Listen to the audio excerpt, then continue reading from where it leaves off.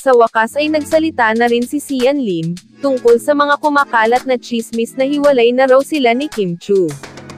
Sa statement ni Sian sa Instagram, sinabi niya na aware siya na maraming hearsay, o tsismis na kumakalat tungkol sa kanya.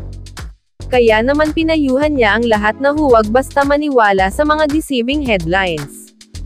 Plenty of hearsay happening right now, and I would like to ask everyone to be mindful of what you choose to believe in deceiving headlines, and other information used to just pretend to know the whole story for personal gain and traction, saad ni Sian.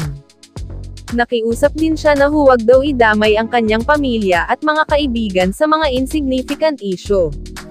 Sa kanyang post ay sinabi din niya na hindi raw siya mag-e-explain para masatisfy ang curiosity ng ibang tao. I am not here to explain and satisfy one's curiosity. I am not here to ask for sympathy and spread hate. That is not who I am, wika pa ni Sian.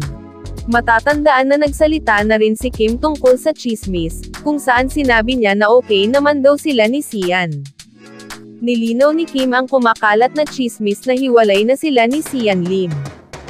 Sa isang media conference para sa programang Linlang, tinanggi ng aktres na hiwalay na sila ni Sian at sinabing ayos lang sila. Grabe, kayo talaga. Baka nalilinlang lang kayo. Okay naman po kami ni Si, dagdag pa nito. Dagdag pa ng aktres, masaya pa rin sila ni Sian. Oo, mapanlin lang ang showbiz, pero maayos naman. Masaya naman po. Nagsimulang makipag-date si Kim kay Sian noong 2012. Ngunit noong 2018 lang nila isinapubliko ang kanilang relasyon.